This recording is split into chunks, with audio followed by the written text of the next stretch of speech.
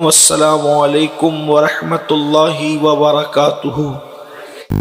ماہ شعبان کے بارے میں حضور اکرم صلی اللہ علیہ وآلہ وسلم نے فرمایا کہ شعبان میرا مہینہ ہے۔ سرکار علیہ السلام فرماتے ہیں شعبان و شہری، کہ شعبان میرا مہینہ ہے۔ اور ایک روایت میں آیا ہے کہ رمضان اللہ کا مہینہ ہے، اور ایک روایت میں آیا کہ رجب اللہ کا مہینہ ہے، شعبان میرا مہینہ ہے اور رمضان میری امت کا مہینہ ہے۔ شعبان جو ہے شعب یا تشعب سے مشتق ہے، جس کے معنی ہوتا ہے پھیل جانے کی۔ تو چونکہ اس ماہ مبارک میں اللہ تبارک و تعالیٰ کی رحمتیں بندوں پر وسیع ہوتی ہے، پھیلتی ہے، اور خدا کی رحمت کی چادر بندوں پر تنی ہوتی ہے، اس لیے اس مبارک مہینے کو شعبان کہتے ہیں۔ ویسے بھی ہمارے بعض بزرگوں نے فرمایا کہ شعبان جو رجب ہے وہ بونے کا مہینہ ہے، شعبان آبیاری کا مہینہ ہے، اور رمضان المبارک جو ہے وہ اس کے کاٹنے کا مہینہ ہے۔ حضرت سیدنا انس ابن مالک رضی اللہ تعالیٰ عنہ ارشاد فرماتے ہیں، انس ابن مالک رضی اللہ تعالیٰ عنہ فرماتے ہیں کہ اللہ کے حبیب صلی اللہ علیہ وآلہ وسلم کے اصحاب کا طریقہ یہ تھا کہ جب وہ شعبان کا چاند دیکھتے تو عبادت زیادہ کیا کرتے تھے، قرآن مقدس کی تلاوت کثرت سے کرتے، غریبوں اور مسکینوں میں صدقات اور خیرات تقسیم کرتے، روزوں کا اہتمام کرتے، بلکہ ام المومنین حضرت عائشہ صدیقہ رضی اللہ تعالیٰ عنہ خود فرماتی ہیں کہ میں نے اتنی کثرت کے ساتھ اللہ کے حبیب صلی اللہ علیہ وآلہ وسلم کو روزہ رکھتے کسی مہینے میں نہیں دیکھا، نفل روزہ رکھتے ہوئے، جتنا میں نے ماہ شعبان میں دیکھا۔ بلکہ اللہ کے حبیب صلی اللہ علیہ وآلہ وسلم سے پوچھا گیا کہ یا رسول اللہ صلی اللہ علیہ وآلہ وسلم، آپ جتنا ماہ شعبان میں روزہ رکھتے ہیں اتنا کسی اور مہینے میں نہیں رکھتے، یعنی نفل روزہ۔ رمضان شریف کے روزے تو فرض ہے، نوافل روزوں کا اہتمام، نفل روزوں کا اہتمام آپ کسی اور مہینے میں اتنا کثرت سے نہیں کرتے جتنا ماہ شعبان میں کرتے ہیں۔ تو اللہ کے حبیب صلی اللہ علیہ وآلہ وسلم نے ارشاد فرمایا کہ ماہ شعبان میں روزہ رکھنے کی وجہ یہ ہے کہ اس ماہ مبارک میں اللہ تبارک و تعالیٰ اپنے بندوں کی موت کا فیصلہ کرتا ہے، اور بندوں کی موت لکھی جاتی ہے تو اللہ کے حبیب صلی اللہ علیہ وآلہ وسلم فرماتے ہیں کہ میری خواہش یہ ہے کہ جس وقت قدرت کی طرف سے میری موت کا فیصلہ ہو رہا ہو تو اس وقت میں روزے کی حالت میں رہوں۔ حالانکہ یہ تعلیم امت کے لیے ہے۔ آقا کریم صلی اللہ علیہ وآلہ وسلم نے ارشاد فرمایا کہ 4 راتیں ایسی ہے، اور ایک روایت میں 5 راتوں کا ذکر ہے، کہ جس میں عبادت کرنے والوں کے لیے اللہ تبارک و تعالیٰ نیکیوں کا دروازہ کھول دیتا ہے۔ اور ایک روایت میں یہ بھی آیا ہے کہ 5 راتیں ایسی ہے کہ اگر ان میں بندہ عبادت کرے تو اللہ تبارک و تعالیٰ اس دن، جس دن لوگوں کے دل لرزہ براندام ہوں گے، اس دن اللہ تبارک و تعالیٰ ان راتوں میں عبادت کرنے والوں کو جو ہے وہ وحشت سے، گھبراہٹ سے سکون اور اطمینان عطا فرمائے گا۔ وہ 5 راتیں یہ ہے: عید الاضحیٰ کی شب، یعنی کہ شوال کی پہلی رات، جسے ہم چاند رات کہتے ہیں، عید کی چاند رات۔ اسی طرح عید الفطر کی شب، یعنی کہ پہلی شوال، جسے ہم عید کی چاند رات کہتے ہیں۔ اسی طرح عید الاضحیٰ کی شب، جسے ہم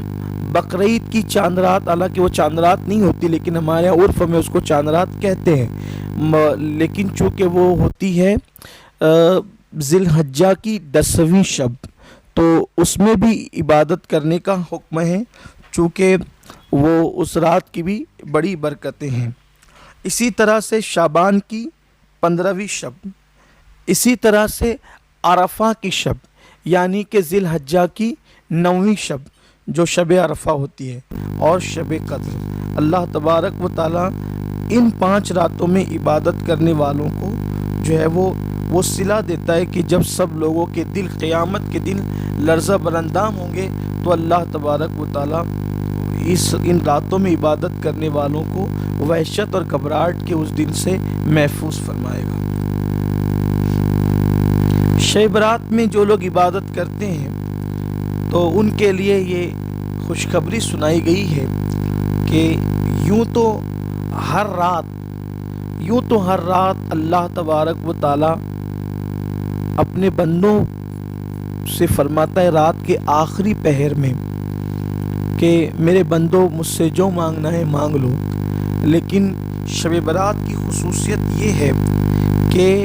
شب برات میں جیسے یعنی سورج غروب ہوتا ہے اور شب برات کا آغاز ہوتا ہے، یعنی جیسے ہی 14ویں کا سورج غروب ہوتا ہے اور 15ویں شب کا آغاز ہوتا ہے تو سر شام ہی سے اللہ تبارک و تعالیٰ کی رحمت اپنے بندوں سے پکار کر کہتی ہے کوئی استغفار کرنے والا کہ میں اس کی مغفرت کروں، ہے کوئی رزق مانگنے والا کہ میں اس کو رزق دوں، ہے کوئی مصیبت زدہ میں اس کو نجات دوں، ہے کوئی ایسا۔ اس طرح سے یہ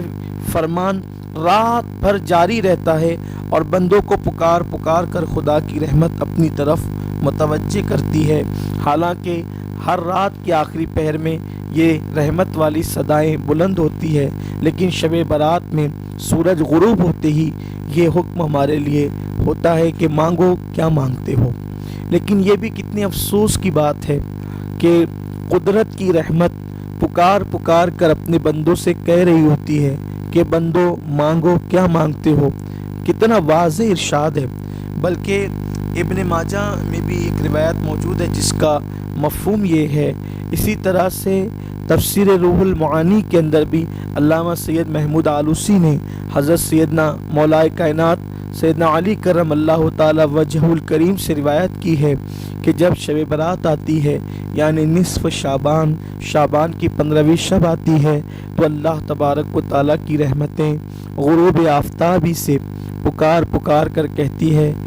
کوئی مغفرت طلب کرنے والا تاکہ میں اس کی مغفرت کر دوں، ہے کوئی رزق مانگنے والا میں اسے رزق دوں، ہے کوئی مصیبت زدہ وہ مجھ سے فریاد کرے، مجھے میری بارگاہ میں گڑ گڑائے، میری بارگاہ میں عاجزی کرے تاکہ میں اس کی مصیبت دور کر دوں۔ آپ دیکھیں اس وقت پوری قوم کس طرح مصیبت میں گرفتار ہے، رزق کے معاملے کو لے کر پریشان حال ہے، بلکہ اس وقت جو مشکلات، جو پریشانی، جو بلائیں ہیں، یقیناً قرآن مقدس کا اگر مطالعہ کریں تو یہ بات اور احادیث کا مطالعہ کریں تو پتہ چلتی ہے۔ قرآن مقدس میں میرا اللہ فرماتا ہے وَمَا أَصَابَكُم مِّن مُّصِيبَةٍ فَبِمَا كَسَبَتْ أَيْدِيكُم، کہ جو تم پر مصیبت پہنچتی ہے وہ تمہارے ہاتھ کی کمائی یعنی وہ تمہارے گناہوں کی وجہ سے، وہ تمہارے جرائم کی وجہ سے، وہ تمہارے برے اعمال کی وجہ سے ہے۔ آپ دیکھیں کہ اس وقت جو وبائی مرض پھیلا ہوا ہے، شرق سے لے کے غرب تک، شمال سے لے کے جنوب تک ہاہاکار مچا ہوا ہے، لوگ ایک دوسرے سے دور ہیں، لوگ ایک دوسرے سے جو ہے وہ فاصلہ بنائے ہوئے ہیں، بہت سارے لوگ بھوک سے بلک رہے ہیں، بھوک سے تڑپ رہے ہیں۔ میں ایک نیوز چینل پر کل رات نیوز دیکھ رہا تھا، یقین جانے آنکھیں چھلک پڑی، اور میں نے کبھی سوچا بھی نہیں تھا کہ کبھی قوم پر ایسے حالات آئیں گے، اور باضابطہ طور پر اس نیوز چینل نے یہ بات بتائی اور میں نے اسے اپنی آنکھوں سے دیکھا، یہ کہ لاک ڈاؤن کے اس ماحول میں 2 عورتیں ہیں جو گزر رہی ہے اور سامنے سے ایک کتا روٹی لے کر کے جا رہا ہے، اور پھر وہ کتا منہ میں روٹی پکڑ کے لے جاتا ہے اور وہ کتا روٹی چھوڑ دیتا ہے، تو وہ عورتیں اس کتے کو بھگا کر کے خاموشی سے ادھر ادھر دیکھ کر اس روٹی کو جو ہے وہ اپنے ہاتھ میں اٹھا لیتی ہے۔ یہ صورتحال اس وقت قوم کی ہے، ایک طرف بیماری سے لوگ جھوج رہے ہیں، دوسری طرف फाका कशी की नौबत है, तीसरी तरफ रिस्क की तंगी का हाल है। इन सारे हालात में जबकि लोग घरों में मुक़य्यद हैं, हालांकि लोगों को घरों में रहना भी चाहिए, हमारे उलमा की तरफ से, हमारे मशाइख की तरफ से, उलमा अहले सुन्नत की तरफ से शुरू दिन से ये बात कही जा रही है कि हम अल्लाह की रहमत से नाउम्मीद भी नहीं हैं, हम बीमारी से खौफजदा भी नहीं हैं, लेकिन हम ये भी कहते हैं कि डॉक्टरों के मशवरे पर अमल करो, एक दूसरे से फासला बना कर रखो, अपने हाथों को धोते रहो, वुज़ू करते रहो, साफ सफाई का ख्याल रखो। ये सब चीज़ें कही जा रही, इस पर अमल होना चाहिए, लेकिन अल्लाह की रहमत से नाउम्मीद भी नहीं होना चाहिए, खौफजदा भी नहीं होना चाहिए। अल्लाह तबारक व तआला पे तवक्कुल भी हो, भरोसा भी हो, लेकिन डॉक्टरों के कहे पर मशवरा, उनके कहने पर, उनके मशवरे पर अमल भी हो। इंतज़ामिया जो आज हमारे मफाद के लिए हमें अच्छे अच्छे मशवरे दे रही है, उनके मशवरे पे अमल करके इंतज़ामिया का सपोर्ट भी होना चाहिए। अपने घरों में रहकर इंतज़ामिया का हमें सपोर्ट भी करना चाहिए, लेकिन हालात इस कदर दिगरगू है कि हमा हमी का माहौल, अगर हम इसको क़यामत सुग़रा कहें तो ये कोई बेजा नहीं होगा। फाका कशी, आँखों में आंसू, बच्चों के उठती हुई पुकारें और पैदल चलते हुए मुसाफिरों के पैर के छाले, वो बच्चों की आहू फुगा, ये सब हम अपनी आंखों से देख रहे हैं। कभी हमने सोचा भी नहीं था कि ऐसे हालात पैदा होंगे, लेकिन याद रखें ऐसे हालात यूं ही पैदा नहीं होते। जब रूए ज़मीन पर अल्लाह की नाफरमानी की जाती है, जब रूए ज़मीन पर खुदा को नाराज़ किया जाता है, जब रूए ज़मीन पर जो है वो शराब, ज़िनाकारियाँ, बदकारियाँ, जुल्म, ज़्यादती, फिरौनियत को फ़रोग दिया जाता है, फिरौनी फ़िक्रों को फ़रोग दिया जाता है, उस वक्त फिर कुदरत अपनी ताकत का इजहार करती है। यकीनन अल्लाह अपने बंदों से,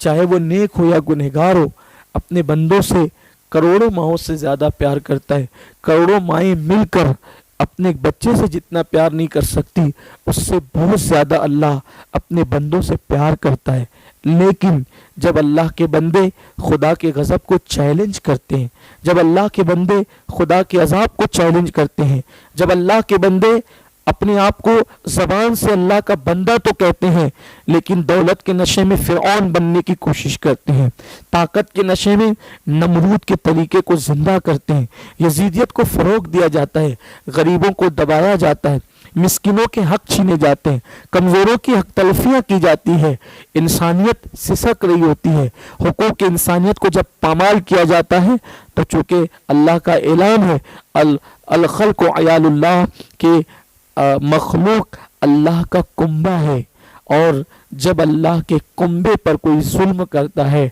तो फिर कुदरत अपनी ताकत का इजहार करती है। इसलिए नहीं कि माज़ अल्लाह कुदरत अपने बंदों पे जुल्म करे, नहीं, अल्लाह जुल्म से पाक है, मेरा अल्लाह कभी जुल्म नहीं करता। लेकिन जब बंदा खुदा को भूल जाता है तो खुदा अपने बंदों को याद कराने के लिए, याद दिहाने के लिए फिर अपने अजाब की झलकियां भेजता है। सैयद अमीन आपका अदना